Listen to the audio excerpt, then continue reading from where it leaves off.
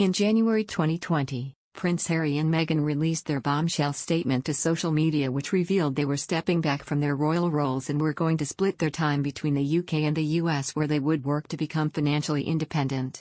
At the time, multiple sources reported that the Queen, Prince Charles and Prince William had been shocked by the news and had not been consulted beforehand.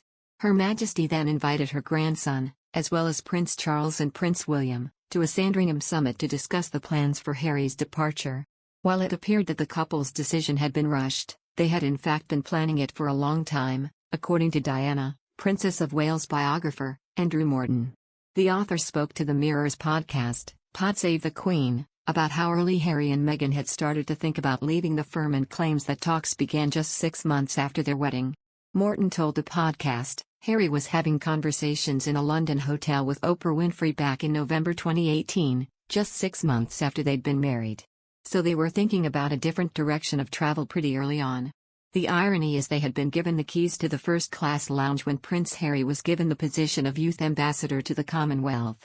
This was effectively the Queen's way of saying, you do the rest of the world, leave William and Catherine to do the UK, where they will eventually be the heads of state. The couple announced that they were stepping back from the royal family in January 2020. Their statement read, after many months of reflection and internal discussions, we have chosen to make a transition this year in starting to carve out a progressive new role within this institution. We intend to step back as senior members of the royal family and work to become financially independent while continuing to fully support Her Majesty the Queen. It is with your encouragement, particularly over the last few years, that we feel prepared to make this adjustment. We now plan to balance our time between the United Kingdom and North America, continuing to honor our duty to the Queen, the Commonwealth, and our patronages. This geographic balance will enable us to raise our son with an appreciation for the royal tradition into which he was born, while also providing our family with the space to focus on the next chapter, including the launch of our new charitable entity. A Buckingham Palace spokeswoman said in response that discussions with the couple were at an early stage and added, we understand their desire to take a different approach, but these are complicated issues that will take time to work through.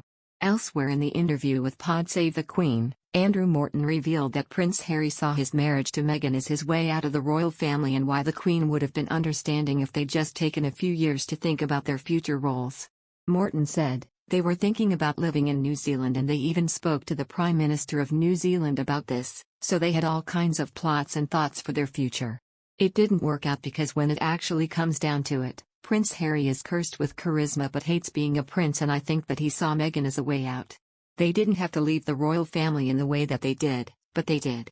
The author continued, back in the late 1940s after they married, the Queen and Prince Philip lived in Malta for a while as he was pursuing his career in the Royal Navy, and many thought he would end up as First Lord of the Admiralty as he was such a star. They never thought for a minute that George VI would die so soon, and thought that they would have 20 years or so on the fringes of the royal family. So the Queen has always been very understanding of anybody who wants to step back for a few years and just enjoy family life because you're a long time being a royal. Another news, the Duchess of Sussex has been called way too woke and liberal since she became a part of the British royal family. Several U.S. celebrities have expressed their views about the U.S. Supreme Court ruling that struck down the constitutional right to abortion. Jennifer Aniston, Kim Kardashian, Kourtney Kardashian, Mark Ruffalo and British singer Dua Lipa were first to criticize the ruling online. While Meghan Markle and her husband Prince Harry have not commented on the matter, people are wondering what the couple think of the verdict.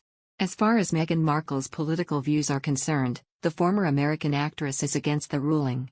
She might not issue a formal statement against the Supreme Court decision. Her views suggest that she will never back a court ruling which is being criticized by the women's rights activists.